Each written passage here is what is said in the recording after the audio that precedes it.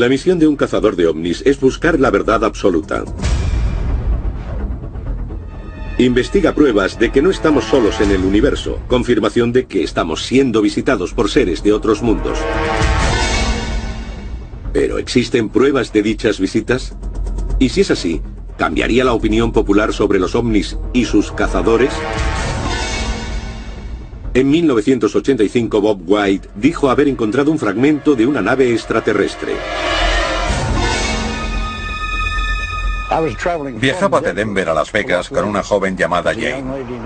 En pleno desierto, si la noche es clara, las estrellas brillan y se ve perfectamente. Me dormí y ella me despertó preguntándome qué era esa luz extraña. No lo sabía, así que me incorporé y nos quedamos mirando. A medida que nos acercábamos, se hacía más grande. Detuvimos el coche para verla mejor. Era muy brillante. Tuve que protegerme los ojos para verla. Ella encendió los faros y esa cosa se movió en el aire muy rápido. Al subir, se conectó a otra luz y salió un objeto de ella.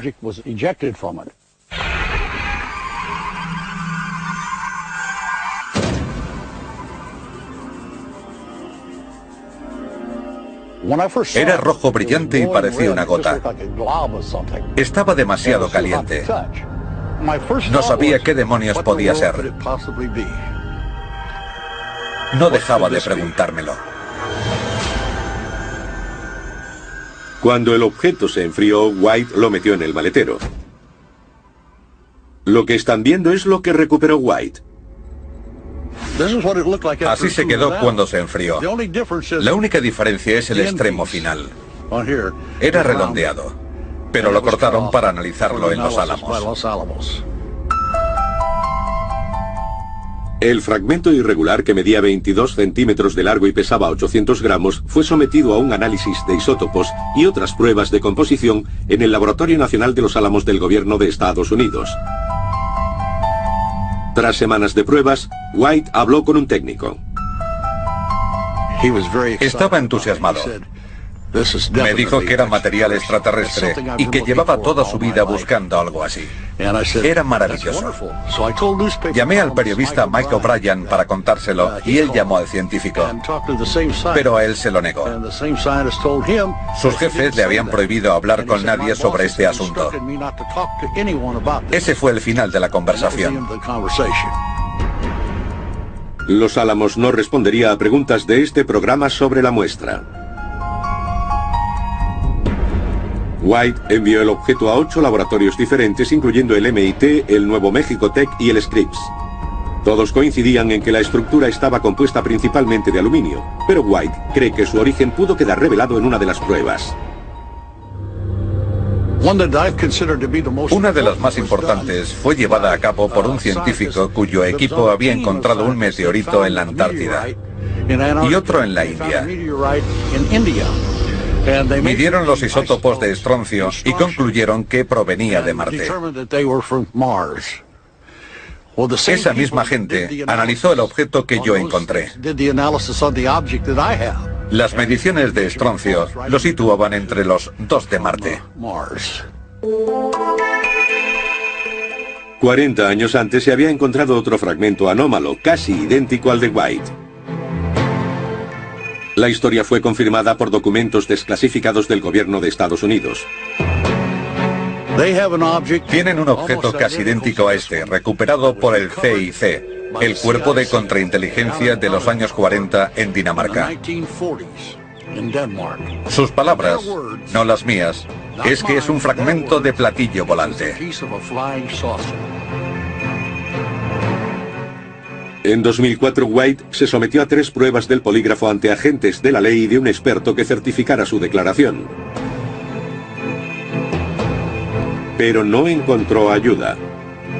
El viaje mermó sus ahorros y sus fuerzas. Yo no pedí que me pasara esto, no lo necesitaba, no lo quería. No quería que la gente me llamara un loco de los ovnis, ni siquiera creía en ellos. Pero cuando lo ves, cuando te pasa, tienes que creerlo. La búsqueda de la verdad de Bob White define al cazador de ovnis moderno. ¿Pero qué significa realmente? El término cazador de ovnis es muy peculiar porque cubre mucho campo. Se pueden cazar avistamientos, personas, documentos. Para mí es una combinación de todo eso más un público al que contárselo.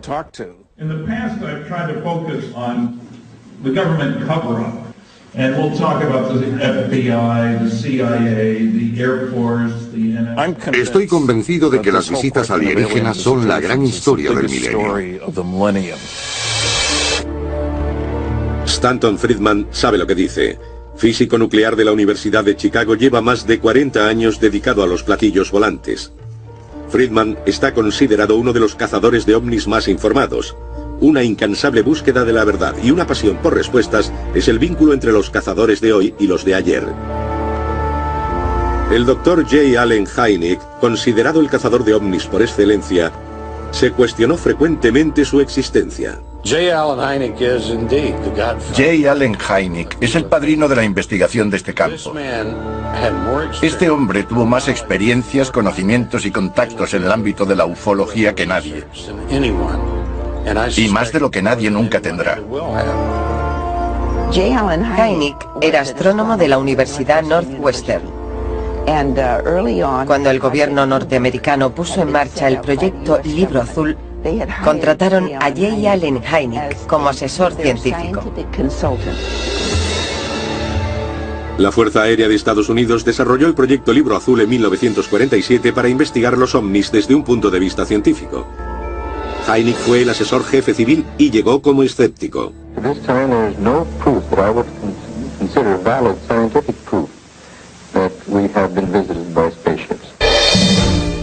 Hynek advirtió que no estaba teniendo acceso pleno a los datos.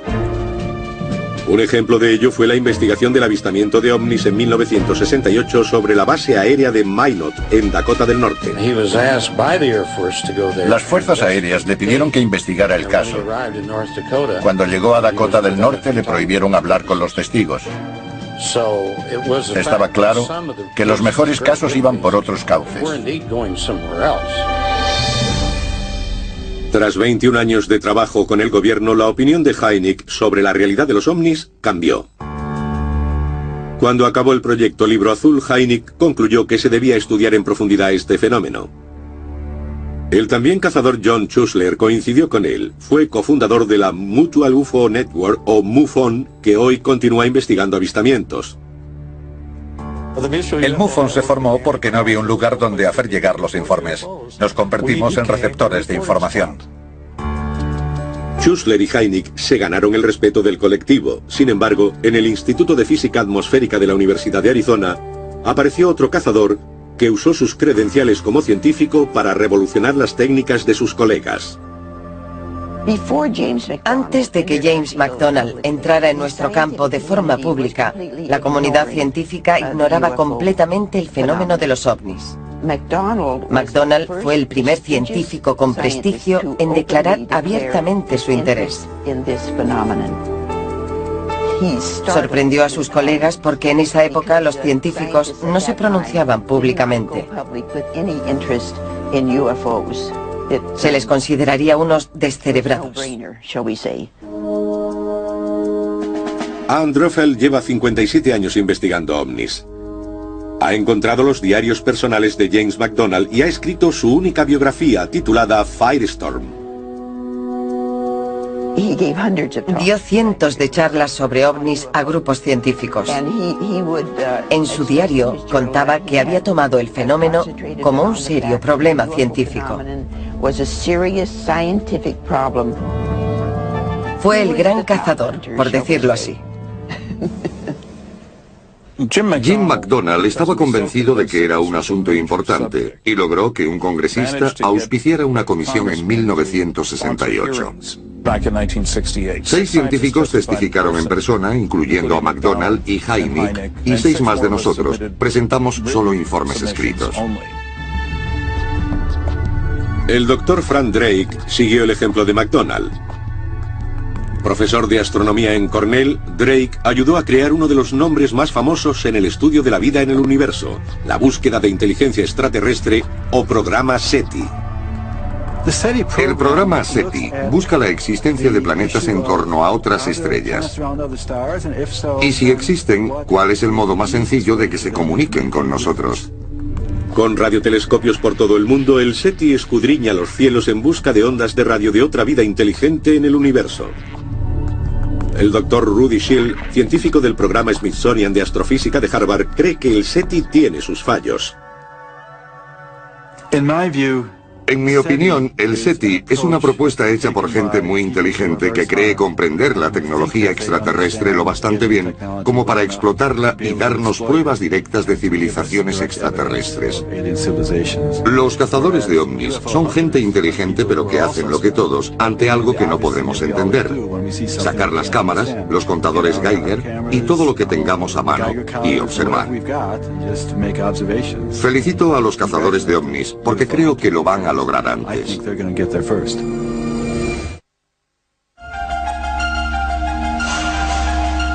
24 de abril de 1964, Socorro, Nuevo México. El policía Lonnie Zamora ve un objeto oval sobre 4 patas con 2 humanoides a menos de 30 metros a plena luz del día. El objeto asciende rápidamente dejando arbustos quemados y 4 marcas en el suelo. 2 días después se ha visto un objeto casi idéntico a 400 kilómetros de distancia, en La Madera, Nuevo México. Ambos casos fueron investigados por el cazador J. Allen Hynek y el estudiante Ted Phillips. Empecé siendo muy escéptico y me convertí después de lo ocurrido en Socorro, Nuevo México. Había 4 marcas en el suelo, donde se habían posado las patas de aquella nave. Y lo que parecían huellas. Era un caso bastante bueno.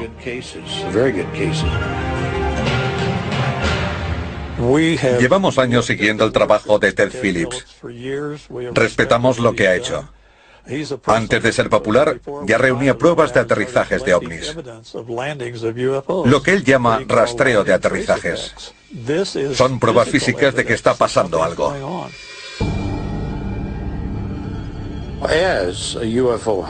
Como cazador de ovnis, mi labor es sencillamente reunir pruebas que respalden los avistamientos de ovnis. En los últimos 36 años, he participado personalmente en unos 600 casos. Debido a la cantidad de pruebas, el caso de Socorro fue un momento crucial para muchos cazadores de ovnis, incluido J. Allen Hynek. Allen nos habló de este caso. Me dijo que estaba ocurriendo algo. Había sido un avistamiento a plena luz del día por un agente de policía y con testigos. Se habían encontrado restos en el lugar del aterrizaje. Por esa razón, 4 años después, me propuso especializarme en aterrizajes, especialmente con pruebas físicas, porque se pueden ver millones de luces en el cielo que no produzcan nada, excepto 1 millón de informes sobre una observación visual. El Dr. Hynek siempre sugería que la gente se especializara. Ted le hizo caso y se especializó. Por eso fue tan conocido por sus investigaciones de rastreo. A día de hoy el aterrizaje de Socorro está clasificado en los archivos del gobierno como inexplicado. Los archivos de Philip están llenos de casos que él considera importantes. En un caso significativo, hay múltiples testigos, buenas condiciones de visibilidad, escasa distancia, tiempo para que los individuos distingan lo que están viendo y residuos físicos de cualquier tipo. En otras palabras, el objeto está en un sitio y genera rastros físicos en las plantas, en el terreno, daños en árboles. Pueden ser de muchas maneras. Algunos de los casos investigados por él no se podrían haber falsificado.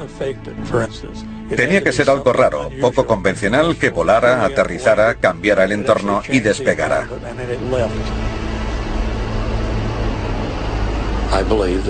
Son aparatos construidos con algún tipo de control inteligente. Me baso en datos y hechos. Punto. Mientras Phillips lidera las investigaciones en tierra, otros cazadores de ovnis buscan en el mar. Considerando que el agua cubre el 70% de nuestro planeta, una parte importante de la investigación ocurre en los océanos. Paul Stonehill ha pasado más de una década examinando documentos soviéticos desclasificados que detallan avistamientos. Cuando la Unión Soviética empezó a desintegrarse, decidí formar un centro de investigación de ovnis rusos que sirviera de puente entre los ufólogos soviéticos y sus homólogos norteamericanos.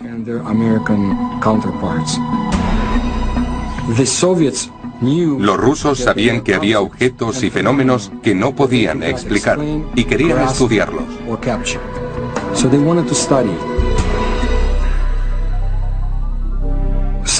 Los casos más interesantes se dieron en los años 60 y 70, cuando comandantes de submarinos soviéticos fueron perseguidos por objetos gigantescos. Enormes objetos que ascendían del océano. Grandes objetos con forma de puro se cernían sobre naves soviéticas. Las observaban y se movían a gran velocidad. Stonehill se ha especializado en lo que los investigadores llaman encuentros OSNI. Un OSNI es un objeto submarino no identificado. Un OVNI es un objeto volante no identificado. La inteligencia militar soviética, y especialmente la naval, se interesó por los OSNIs porque querían calcular la amenaza que representaban.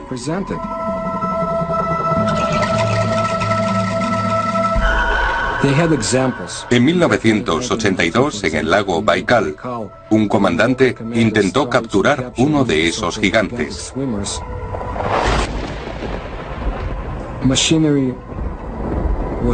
Pero esos seres destrozaron el artefacto y mataron a los hombres que intentaban capturar ese extraño fenómeno. El alto mando soviético decidió no perder más vidas humanas. No podían hacer nada con los llamados observadores. No es fácil estudiar el fenómeno OSNI y OVNI en la Unión Soviética y Rusia. El secreto siempre ha sido la norma, ya sea en Rusia o en la Unión Soviética. Lo que se oculta en los archivos es fascinante, hasta el punto de que cuando se desclasifiquen, si alguna vez se hace, cambiarán el curso de la historia de nuestro planeta.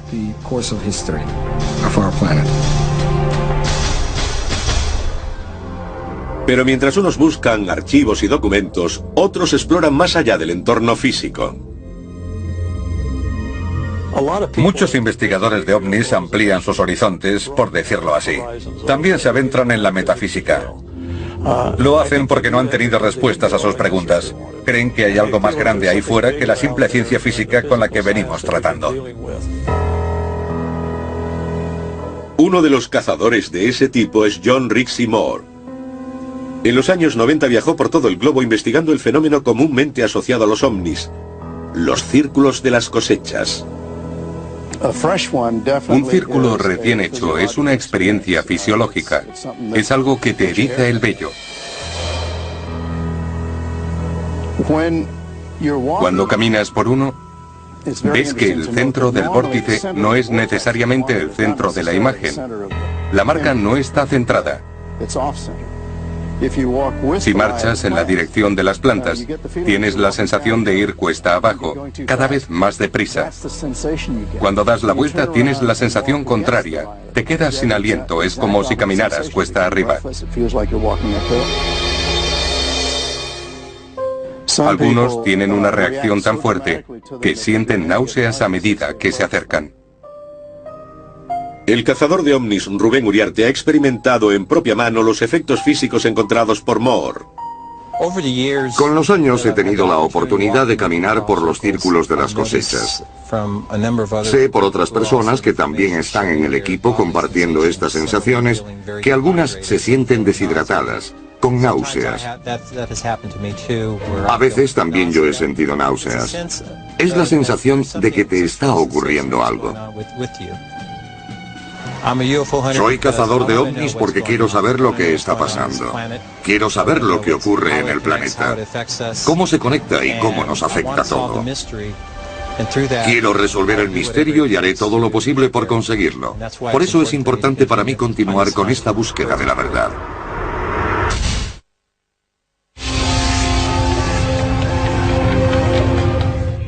Pesadillas.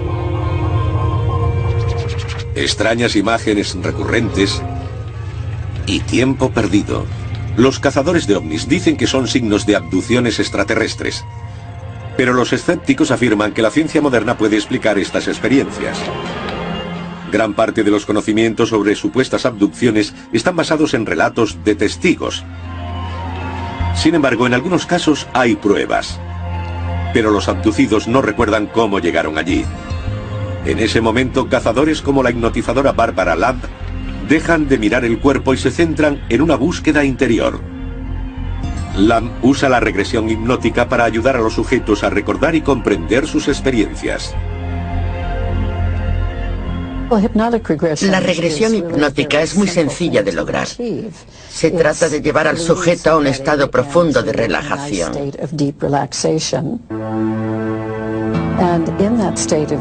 En ese estado, y con la atención centrada por entero en el interior, se le pide al sujeto que regrese a la fuente del asunto que le interesa.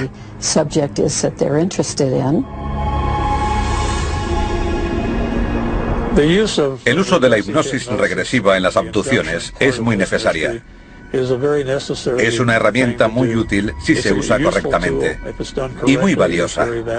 Hay que tener grandes conocimientos de la psique humana y Barbara Lamb es una de esas personas. He hecho regresiones a 480 individuos. Normalmente vienen a mí a hacer una regresión hipnótica porque tienen algún indicio, o quizá varios, de que les ha ocurrido algo raro. Bajo la regresión, los abducidos suelen describir interacciones aterradoras con extraterrestres. La gente tiene experiencias muy variadas con extraterrestres. Esos seres tienden a hacer experimentos médicos con los humanos. Toman muestras de tejido, de fluidos, de pelo. En muchos casos insertan implantes a la persona abducida. ¿Hay pruebas físicas de implantes en el cuerpo humano? El cazador de ovnis Roger Lear da el salto del mundo psicológico al estudio de los objetos físicos que se extraen del cuerpo. Soy cazador de ovnis y mi trabajo consiste en investigar esta pequeña parte de un fenómeno muy extraño. He sido podólogo 41 años. He investigado en muchos campos médicos y ahora he aplicado mis conocimientos científicos a los fenómenos de abducción física. El de Tim Cullen es uno de los primeros ejemplos. 30 de mayo de 1978. Tim Cullen y su esposa Janet conducían hacia el norte, cerca de la autopista 59, en Colorado, cuando se encontraron lo que creyeron que era un ovni. Aunque solo recuerdan permanecer en la escena unos minutos, llegaron a casa una hora después de lo esperado. 20 años después, una radiografía rutinaria reveló un trozo de metal inexplicable en el brazo de Tim. Cullen se remontó a esa noche de primavera de 1978. En nuestro primer contacto se dio a conocer y me dijo que su caso podría tener que ver con una abducción. Tenía un objeto metálico en el brazo. Le hicimos una radiografía y vimos un objeto extraño. Parecía metal. Lo que están viendo es la operación que se hizo el 5 de febrero de 2000. El Dr. Lear supervisó la extracción del objeto del brazo de Tim Cullen. Aunque no había cicatriz de entrada, bajo la piel se encontró un objeto metálico de 6 milímetros.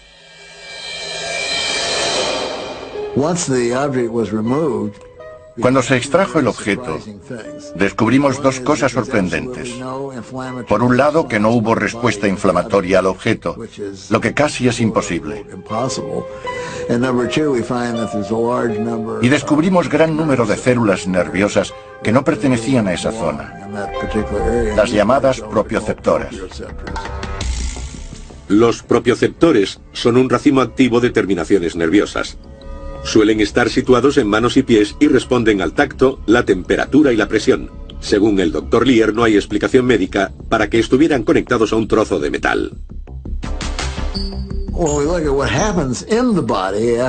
Cuando introducimos un objeto en el cuerpo, este lo rechaza y reacciona.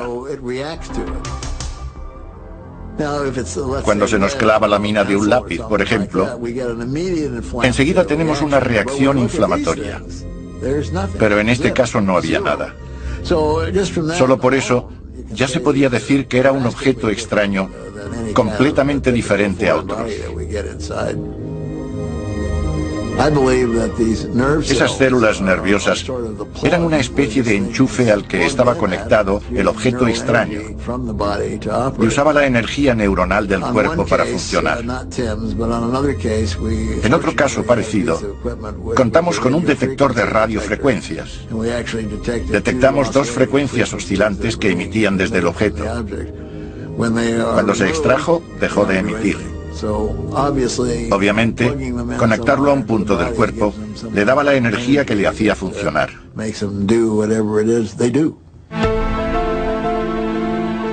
El Dr. Lear ha supervisado más de 10 operaciones de este tipo. En cada una de ellas se han encontrado objetos extraños que guarda buen recaudo en su archivo.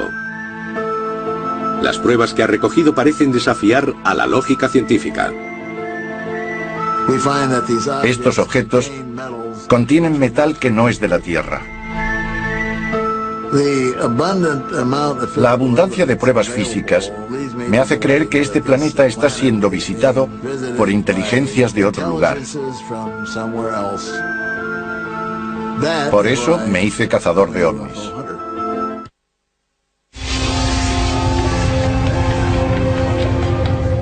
Validar las pruebas recogidas por los cazadores de ovnis es tan importante como descubrir objetos. Tanto si la confirmación proviene de la ciencia, la metafísica, la documentación o las imágenes, los cazadores de ovnis no arriesgarán su credibilidad presentando datos falsos.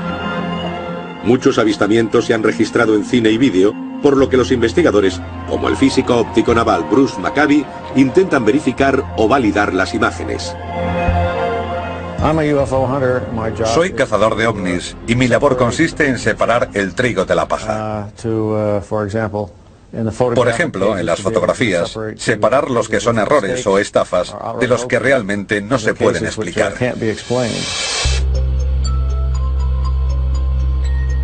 El Dr. Maccabee es autor de 3 decenas de artículos técnicos y más de 100 investigaciones en los últimos 25 años. Conozco a Bruce desde hace 30 años. Es perseverante, convincente, científico y no deja que simples opiniones se conviertan en ciencia.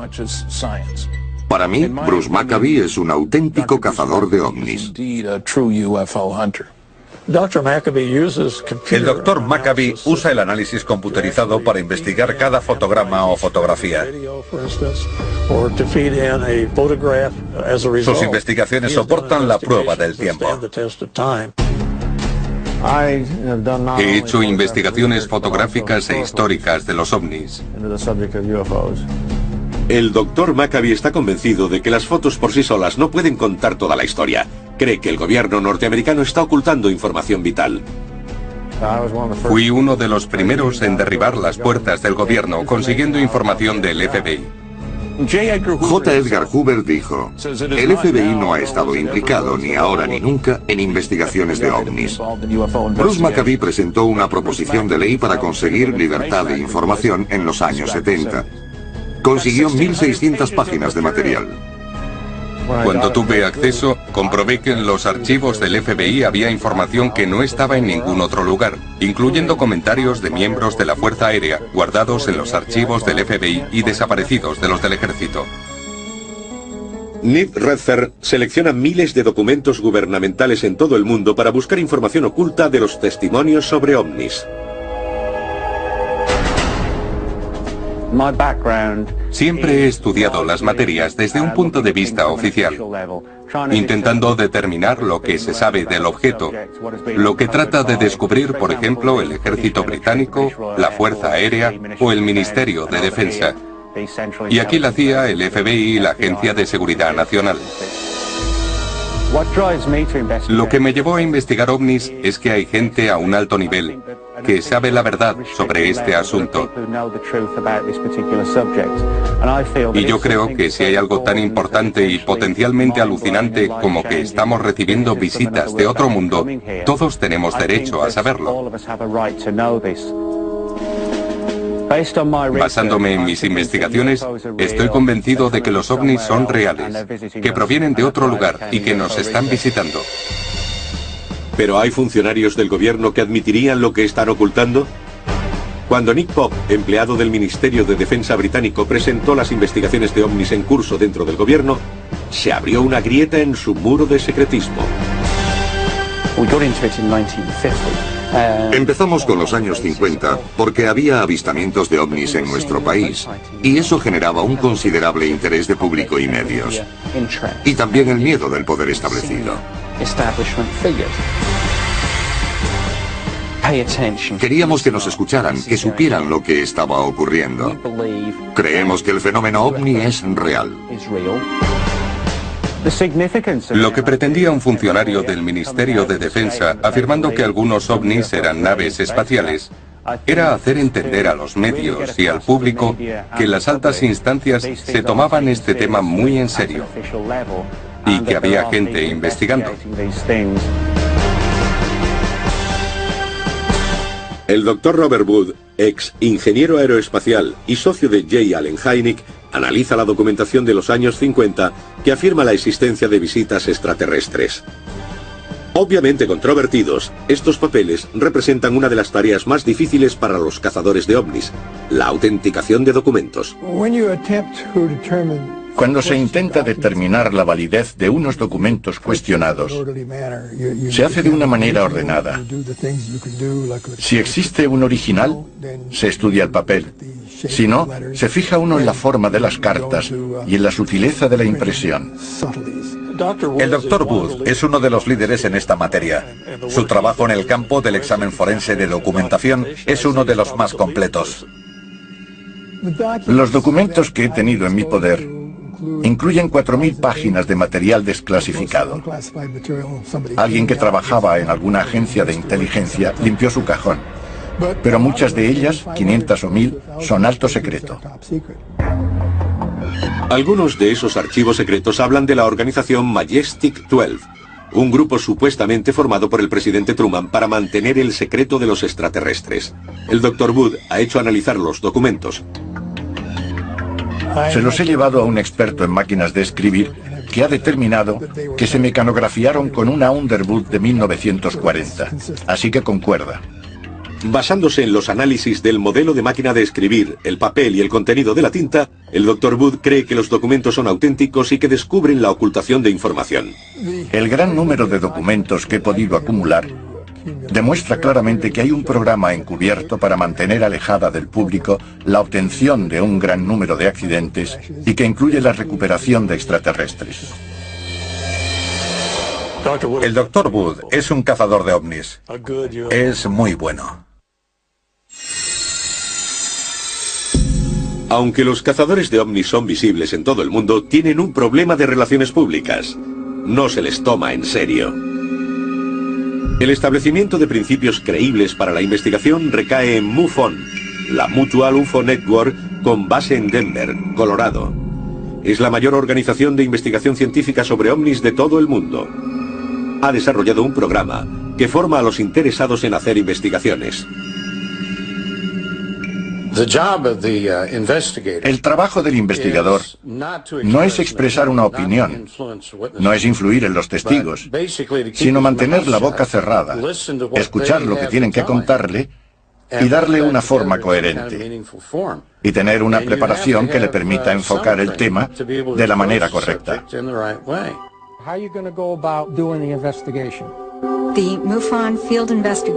El programa de instrucción del investigador de campo enseña a miembros de MUFON que quieran investigar para la organización.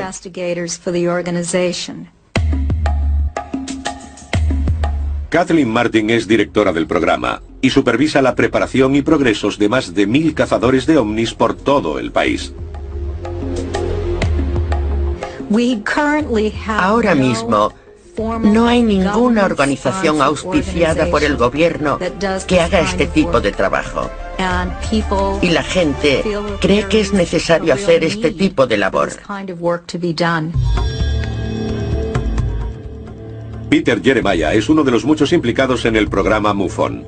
Es experto en determinar quién se lo toma en serio y quién debe ser expulsado de sus filas. Mi objetivo al enseñar a otros es conseguir un investigador de calidad. No quiero crédulos que confundan cualquier cosa con un ovni. No quiero eso. Si siguen el manual del investigador y hacen la labor que se debe, se quedarán con lo que interesa y los otros casos se quedarán en el camino. Mi objetivo es conseguir investigadores de calidad.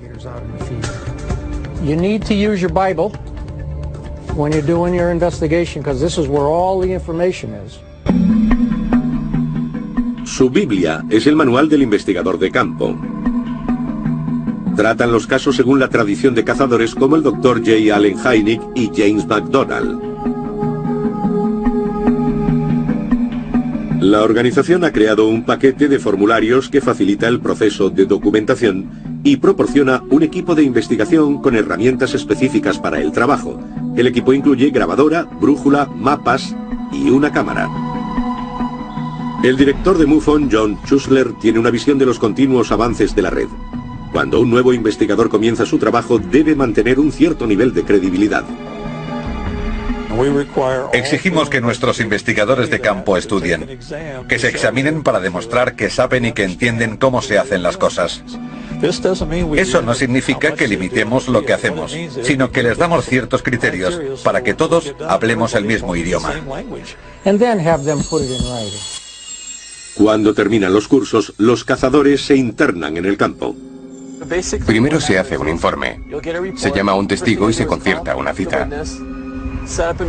A mí me gusta ir a su casa, hablar con ellos cara a cara, no por teléfono. Vamos al lugar con ellos. Tomamos en cuenta las fotos o vídeos si los tienen. Nuestro principal objetivo es hacer un resumen, un informe que pasa a la Central Nacional de MUFON. MUFON investiga anualmente más de 1000 casos, de los que el 20% entran en la categoría de inexplicables. Tenemos 300 asesores y especialistas en todos los campos posibles que estudian el material. Son científicos. Cubrimos desde la astrofísica a la religión. El Dr. Hynek tenía colegas invisibles, científicos que no querían ser conocidos, pero que le ayudaron mucho. Hoy tenemos colegas visibles, personas que quieren estudiar y se sienten científicos. Y eso es la ciencia.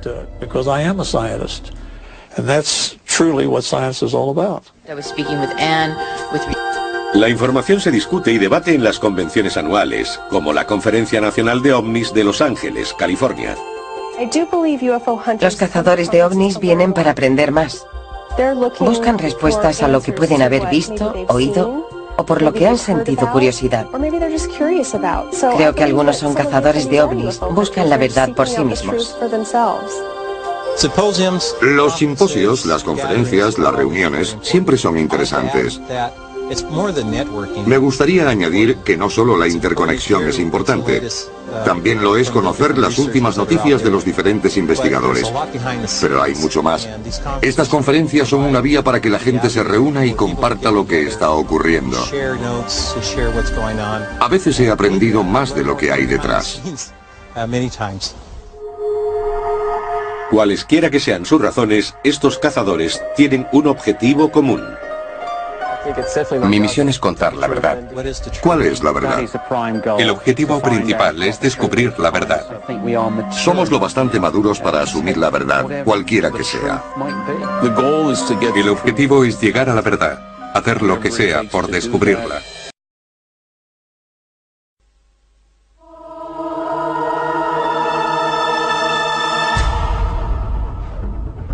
La misión de un cazador de ovnis es buscar la verdad absoluta. Investiga pruebas de que no estamos solos en el universo, confirmación de que estamos siendo visitados por seres de otros mundos. ¿Pero existen pruebas de dichas visitas? Y si es así, ¿cambiaría la opinión popular sobre los ovnis y sus cazadores? En 1985 Bob White dijo haber encontrado un fragmento de una nave extraterrestre. Viajaba de Denver a Las Vegas con una joven llamada Jane. En pleno desierto, si la noche es clara, las estrellas brillan y se ve perfectamente. Me dormí y ella me despertó preguntándome qué era esa luz extraña. No lo sabía, así que me incorporé y nos quedamos mirando. A medida que nos acercábamos, se hacía más grande. Detuvimos el coche para verla mejor. Era muy brillante. Tuve que protegerme los ojos para verla. Ella encendió los faros y esa cosa se movió en el aire muy rápido. Al subir, se conectó a otra luz y salió un objeto de ella.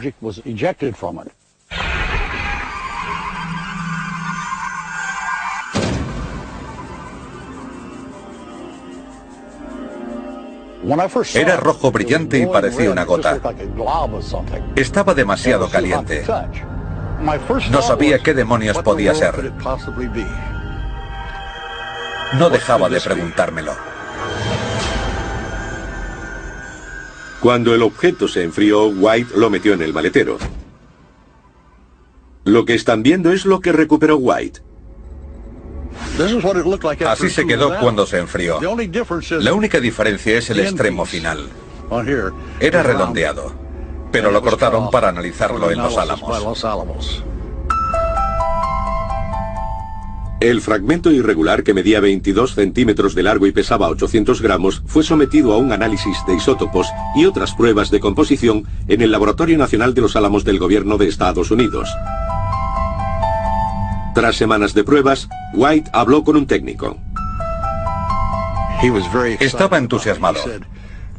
Me dijo que era material extraterrestre y que llevaba toda su vida buscando algo así. Era maravilloso. Llamé al periodista Mike O'Brien para contárselo y él llamó al científico. Pero a él se lo negó. Sus jefes le habían prohibido hablar con nadie sobre este asunto. Ese fue el final de la conversación. Los Álamos no respondería a preguntas de este programa sobre la muestra. White envió el objeto a 8 laboratorios diferentes, incluyendo el MIT, el Nuevo México Tech y el Scripps. Todos coincidían en que la estructura estaba compuesta principalmente de aluminio, pero White cree que su origen pudo quedar revelado en una de las pruebas. Una de las más importantes fue llevada a cabo por un científico cuyo equipo había encontrado un meteorito en la Antártida y otro en la India. Midieron los isótopos de estroncio y concluyeron que provenía de Marte. Esa misma gente analizó el objeto que yo encontré. Las mediciones de estroncio lo situaban entre los 2 de Marte. 40 años antes se había encontrado otro fragmento anómalo, casi idéntico al de White. La historia fue confirmada por documentos desclasificados del gobierno de Estados Unidos. Tienen un objeto casi idéntico a este, recuperado por el CIC, el Cuerpo de Contrainteligencia de los años 40 en Dinamarca. Sus palabras, no las mías, es que es un fragmento de platillo volante. En 2004, White se sometió a 3 pruebas del polígrafo ante agentes de la ley y de un experto que certificara su declaración. Pero no encontró ayuda. El viaje mermó sus ahorros y sus fuerzas. Yo no pedí que me pasara esto, no lo necesitaba, no lo quería. No quería que la gente me llamara un loco de los ovnis, ni siquiera creía en ellos. Pero cuando lo ves, cuando te pasa, tienes que creerlo. La búsqueda de la verdad de Bob White define al cazador de ovnis moderno. ¿Pero qué significa realmente?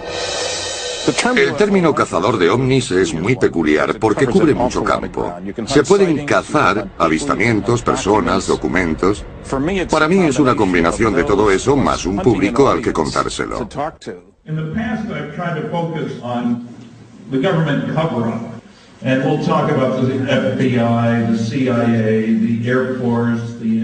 Estoy convencido de que las visitas alienígenas son la gran historia del milenio.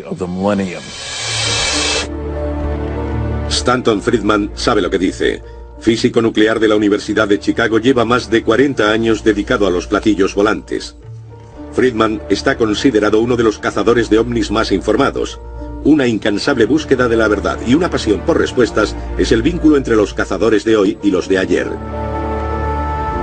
El Dr. J. Allen Hynek, considerado el cazador de ovnis por excelencia, se cuestionó frecuentemente su existencia. J. Allen Hynek es el padrino de la investigación de este campo. Este hombre tuvo más experiencias, conocimientos y contactos en el ámbito de la ufología que nadie. Y más de lo que nadie nunca tendrá. Hynek era astrónomo de la Universidad Northwestern. Cuando el gobierno norteamericano puso en marcha el proyecto Libro Azul, contrataron a J. Allen Hynek como asesor científico. La Fuerza Aérea de Estados Unidos desarrolló el proyecto Libro Azul en 1947 para investigar los ovnis desde un punto de vista científico. Hynek fue el asesor jefe civil y llegó como escéptico.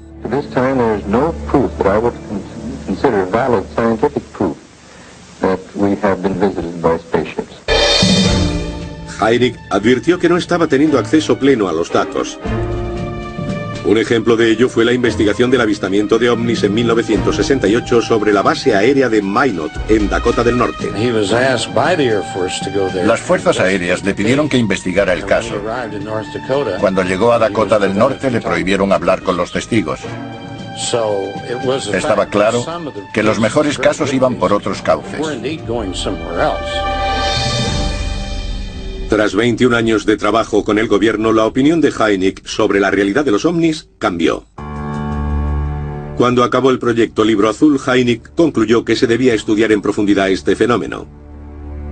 El también cazador John Schuessler coincidió con él. Fue cofundador de la Mutual UFO Network, o MUFON, que hoy continúa investigando avistamientos. El MUFON se formó porque no había un lugar donde hacer llegar los informes. Nos convertimos en receptores de información. Schuessler y Hynek se ganaron el respeto del colectivo. Sin embargo, en el Instituto de Física Atmosférica de la Universidad de Arizona, apareció otro cazador que usó sus credenciales como científico para revolucionar las técnicas de sus colegas. Antes de que James McDonald entrara en nuestro campo de forma pública, la comunidad científica ignoraba completamente el fenómeno de los ovnis. McDonald fue el primer científico con prestigio en declarar abiertamente su interés. Sorprendió a sus colegas porque en esa época los científicos no se pronunciaban públicamente. Se les consideraría unos descerebrados. Ann Druffel lleva 57 años investigando ovnis. Ha encontrado los diarios personales de James McDonald y ha escrito su única biografía titulada Firestorm. Dio cientos de charlas sobre ovnis a grupos científicos. En su diario contaba que había tomado el fenómeno como un serio problema científico. Fue el gran cazador, por decirlo así. Jim McDonald estaba convencido de que era un asunto importante y logró que un congresista auspiciara una comisión en 1968. 6 científicos testificaron en persona, incluyendo a McDonald y Hynek, y 6 más de nosotros presentamos solo informes escritos. El Dr. Frank Drake siguió el ejemplo de McDonald. Profesor de astronomía en Cornell, Drake ayudó a crear uno de los nombres más famosos en el estudio de la vida en el universo, la búsqueda de inteligencia extraterrestre o programa SETI. El programa SETI busca la existencia de planetas en torno a otras estrellas. Y si existen, ¿cuál es el modo más sencillo de que se comuniquen con nosotros? Con radiotelescopios por todo el mundo, el SETI escudriña los cielos en busca de ondas de radio de otra vida inteligente en el universo. El Dr. Rudy Schill, científico del programa Smithsonian de Astrofísica de Harvard, cree que el SETI tiene sus fallos. En mi opinión, el SETI es una propuesta hecha por gente muy inteligente que cree comprender la tecnología extraterrestre lo bastante bien como para explotarla y darnos pruebas directas de civilizaciones extraterrestres. Los cazadores de ovnis son gente inteligente pero que hacen lo que todos ante algo que no podremos entender. Sacar las cámaras, los contadores Geiger y todo lo que tengamos a mano y observar. Felicito a los cazadores de ovnis porque creo que lo van a lograr antes.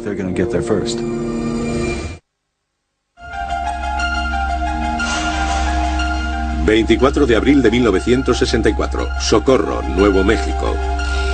El policía Lonnie Zamora ve un objeto oval sobre 4 patas con 2 humanoides a menos de 30 metros a plena luz del día.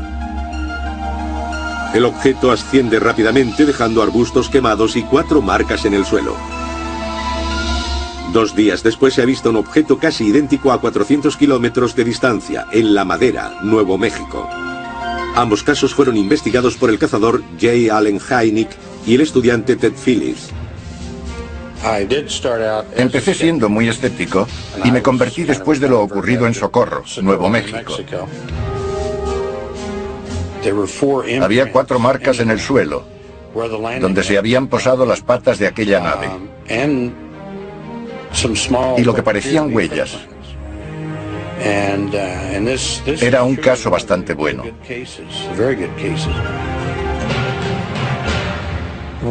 Llevamos años siguiendo el trabajo de Ted Phillips. Respetamos lo que ha hecho. Antes de ser popular, ya reunía pruebas de aterrizajes de ovnis. Lo que él llama rastreo de aterrizajes. Son pruebas físicas de que está pasando algo.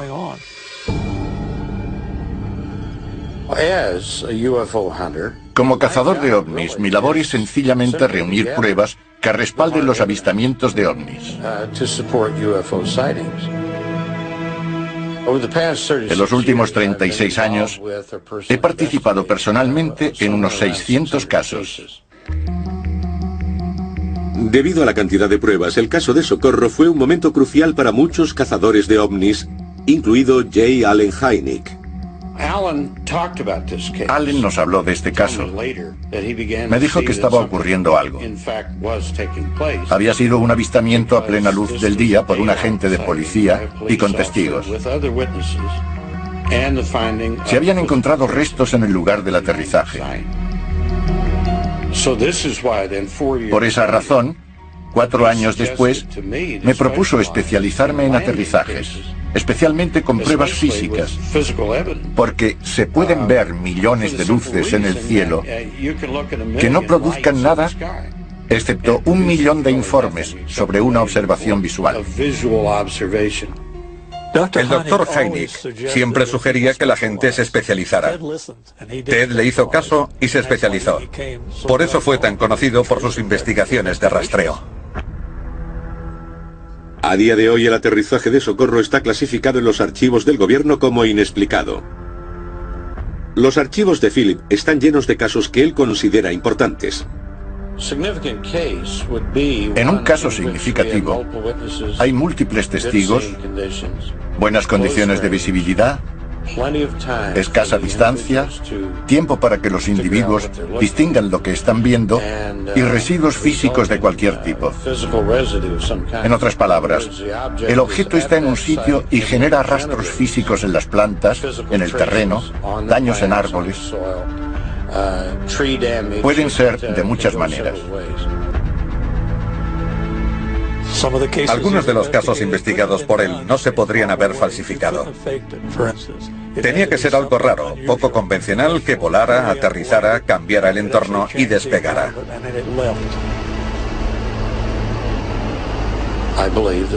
Son aparatos construidos con algún tipo de control inteligente. Me baso en datos y hechos. Punto. Mientras Phillips lidera las investigaciones en tierra, otros cazadores de ovnis buscan en el mar. Considerando que el agua cubre el 70% de nuestro planeta, una parte importante de la investigación ocurre en los océanos. Paul Stonehill ha pasado más de una década examinando documentos soviéticos desclasificados que detallan avistamientos. Cuando la Unión Soviética empezó a desintegrarse, decidí formar un centro de investigación de ovnis rusos que sirviera de puente entre los ufólogos soviéticos y sus homólogos norteamericanos.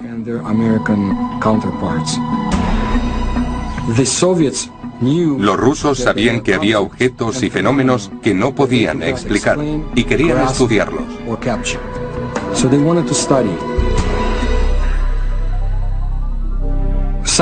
Los casos más interesantes se dieron en los años 60 y 70, cuando comandantes de submarinos soviéticos fueron perseguidos por objetos gigantescos. Enormes objetos que ascendían del océano.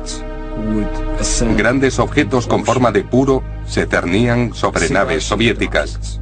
Las observaban y se movían a gran velocidad.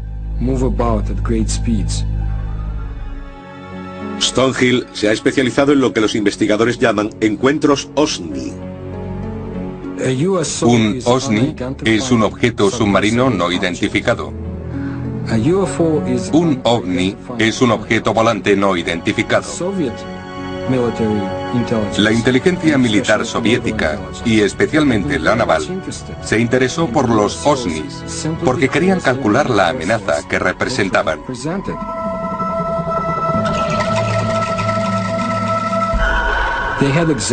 En 1982, en el lago Baikal, un comandante intentó capturar uno de esos gigantes.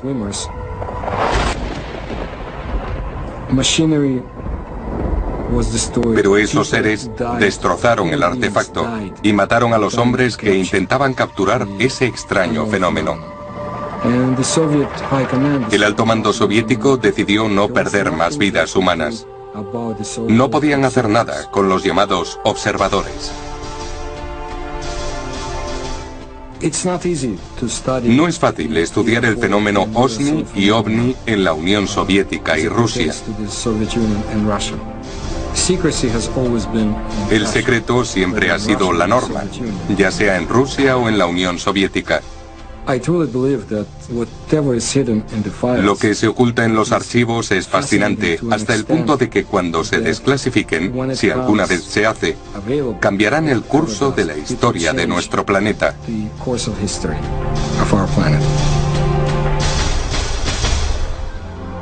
Pero mientras unos buscan archivos y documentos, otros exploran más allá del entorno físico. Muchos investigadores de ovnis amplían sus horizontes, por decirlo así. También se adentran en la metafísica. Lo hacen porque no han tenido respuestas a sus preguntas. Creen que hay algo más grande ahí fuera que la simple ciencia física con la que venimos tratando. Uno de los cazadores de ese tipo es John Rixey Moore. En los años 90 viajó por todo el globo investigando el fenómeno comúnmente asociado a los ovnis, los círculos de las cosechas. Un círculo recién hecho es una experiencia fisiológica. Es algo que te eriza el vello. Cuando caminas por uno, ves que el centro del vórtice no es necesariamente el centro de la imagen. La marca no está centrada. Si marchas en la dirección de las plantas, tienes la sensación de ir cuesta abajo, cada vez más deprisa. Cuando das la vuelta, tienes la sensación contraria. Te quedas sin aliento, es como si caminaras cuesta arriba. Algunos tienen una reacción tan fuerte que sienten náuseas a medida que se acercan. El cazador de ovnis Rubén Uriarte ha experimentado en propia mano los efectos físicos encontrados por Moore. Con los años he tenido la oportunidad de caminar por los círculos de las cosechas. Sé por otras personas que también están en el equipo compartiendo estas sensaciones que algunas se sienten deshidratadas, con náuseas. A veces también yo he sentido náuseas. Es la sensación de que te está ocurriendo algo. Soy cazador de ovnis porque quiero saber lo que está pasando. Quiero saber lo que ocurre en el planeta.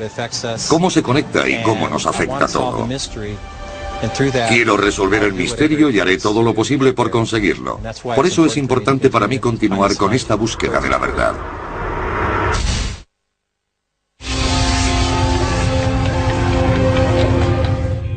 Pesadillas. Extrañas imágenes recurrentes y tiempo perdido. Los cazadores de ovnis dicen que son signos de abducciones extraterrestres. Pero los escépticos afirman que la ciencia moderna puede explicar estas experiencias. Gran parte de los conocimientos sobre supuestas abducciones están basados en relatos de testigos. Sin embargo, en algunos casos hay pruebas.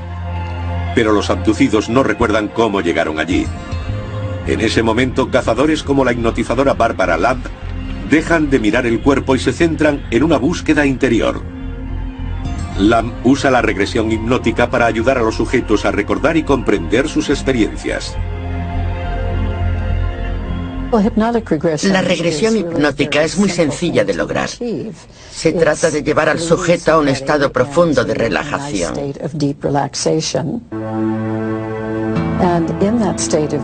En ese estado, y con la atención centrada por entero en el interior, se le pide al sujeto que regrese a la fuente del asunto que le interesa.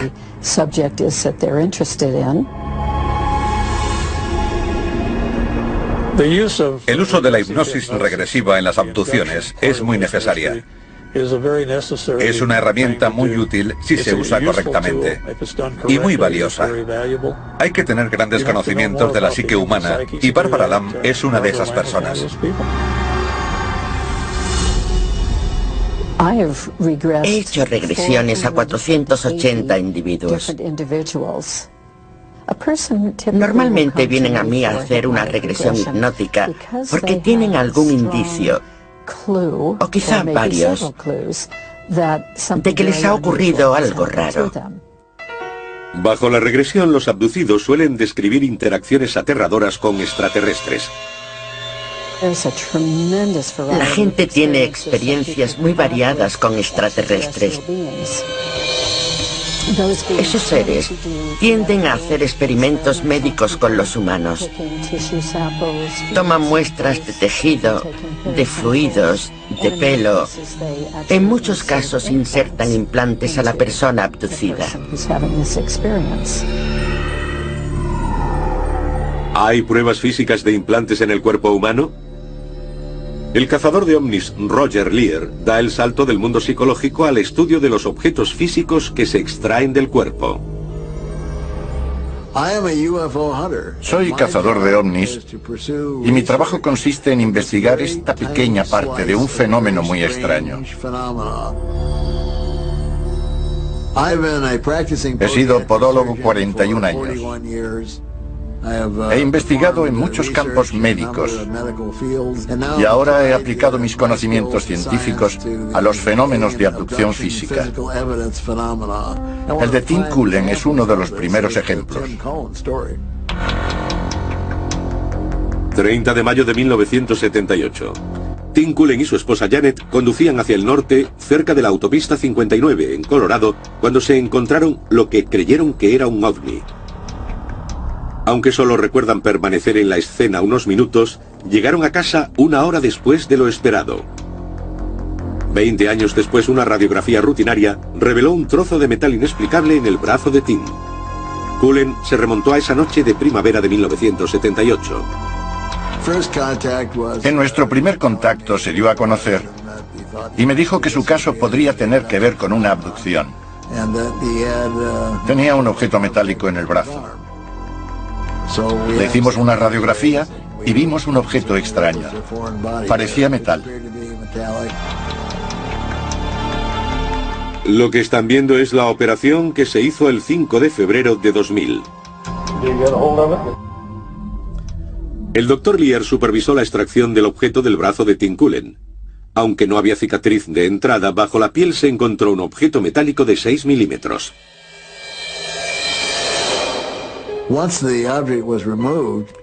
Cuando se extrajo el objeto, descubrimos dos cosas sorprendentes.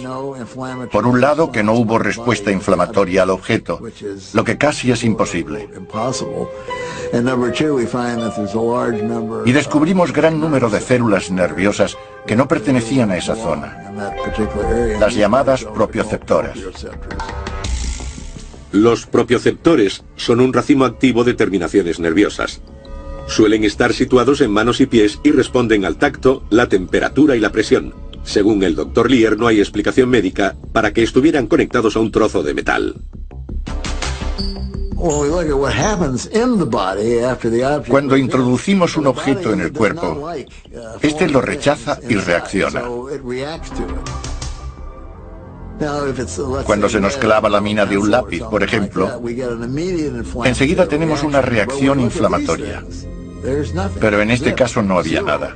Solo por eso ya se podía decir que era un objeto extraño, completamente diferente a otros. Esas células nerviosas eran una especie de enchufe al que estaba conectado el objeto extraño y usaba la energía neuronal del cuerpo para funcionar. En otro caso parecido, contamos con un detector de radiofrecuencias. Detectamos dos frecuencias oscilantes que emitían desde el objeto. Cuando se extrajo, dejó de emitir. Obviamente, conectarlo a un punto del cuerpo le daba la energía que le hacía funcionar.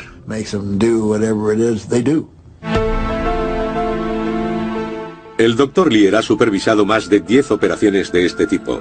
En cada una de ellas se han encontrado objetos extraños que guarda a buen recaudo en su archivo. Las pruebas que ha recogido parecen desafiar a la lógica científica. Estos objetos contienen metal que no es de la Tierra.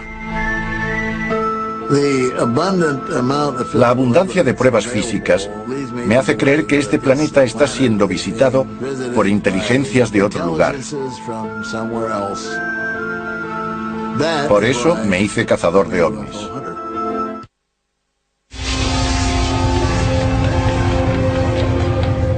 Validar las pruebas recogidas por los cazadores de ovnis es tan importante como descubrir objetos. Tanto si la confirmación proviene de la ciencia, la metafísica, la documentación o las imágenes, los cazadores de ovnis no arriesgarán su credibilidad presentando datos falsos. Muchos avistamientos se han registrado en cine y vídeo, por lo que los investigadores, como el físico óptico naval Bruce Maccabi, intentan verificar o validar las imágenes.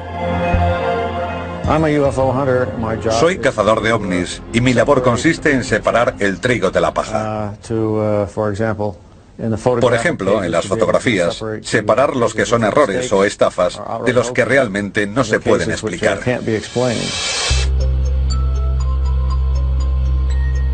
El Dr. Maccabi es autor de 3 decenas de artículos técnicos y más de 100 investigaciones en los últimos 25 años. Conozco a Bruce desde hace 30 años. Es perseverante, convincente, científico y no deja que simples opiniones se conviertan en ciencia. Para mí, Bruce Maccabee es un auténtico cazador de ovnis. El Dr. Maccabee usa el análisis computerizado para investigar cada fotograma o fotografía. Sus investigaciones soportan la prueba del tiempo. He hecho investigaciones fotográficas e históricas de los ovnis. El Dr. Maccabee está convencido de que las fotos por sí solas no pueden contar toda la historia. Cree que el gobierno norteamericano está ocultando información vital. Fui uno de los primeros en derribar las puertas del gobierno consiguiendo información del FBI.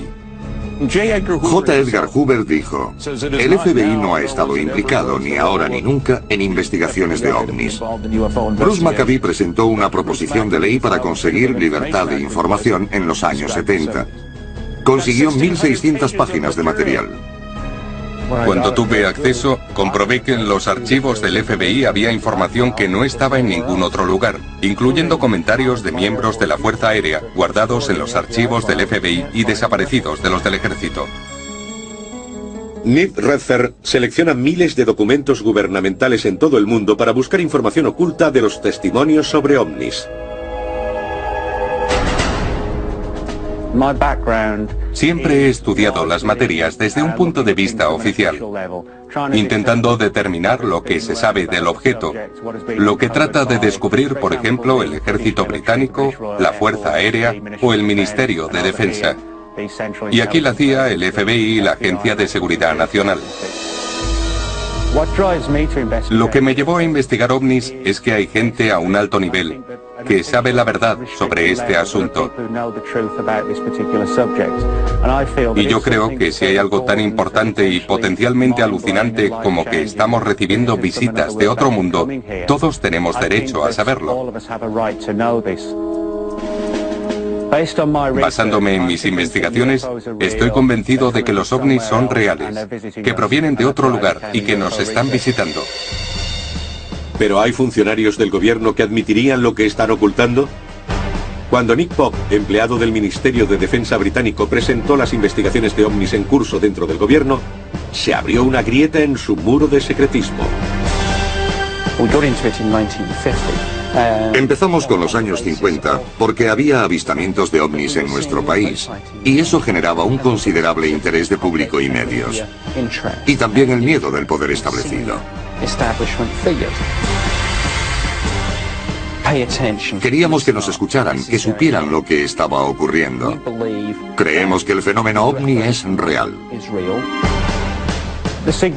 Lo que pretendía un funcionario del Ministerio de Defensa, afirmando que algunos ovnis eran naves espaciales, era hacer entender a los medios y al público que las altas instancias se tomaban este tema muy en serio y que había gente investigando. El Dr. Robert Wood, ex ingeniero aeroespacial y socio de J. Allen Hynek, analiza la documentación de los años 50 que afirma la existencia de visitas extraterrestres. Obviamente controvertidos, estos papeles representan una de las tareas más difíciles para los cazadores de ovnis, la autenticación de documentos. Cuando se intenta determinar la validez de unos documentos cuestionados, se hace de una manera ordenada. Si existe un original, se estudia el papel. Si no, se fija uno en la forma de las cartas y en la sutileza de la impresión. El Dr. Wood es uno de los líderes en esta materia. Su trabajo en el campo del examen forense de documentación es uno de los más completos. Los documentos que he tenido en mi poder incluyen 4.000 páginas de material desclasificado. Alguien que trabajaba en alguna agencia de inteligencia limpió su cajón, pero muchas de ellas, 500 o 1.000, son alto secreto. Algunos de esos archivos secretos hablan de la organización Majestic 12, un grupo supuestamente formado por el presidente Truman para mantener el secreto de los extraterrestres. El Dr. Wood ha hecho analizar los documentos. Se los he llevado a un experto en máquinas de escribir que ha determinado que se mecanografiaron con una Underwood de 1940, así que concuerda. Basándose en los análisis del modelo de máquina de escribir, el papel y el contenido de la tinta, el Dr. Wood cree que los documentos son auténticos y que descubren la ocultación de información. El gran número de documentos que he podido acumular demuestra claramente que hay un programa encubierto para mantener alejada del público la obtención de un gran número de accidentes y que incluye la recuperación de extraterrestres. El Dr. Wood es un cazador de ovnis. Es muy bueno. Aunque los cazadores de ovnis son visibles en todo el mundo, tienen un problema de relaciones públicas. No se les toma en serio. El establecimiento de principios creíbles para la investigación recae en MUFON, la Mutual UFO Network, con base en Denver, Colorado. Es la mayor organización de investigación científica sobre ovnis de todo el mundo. Ha desarrollado un programa que forma a los interesados en hacer investigaciones.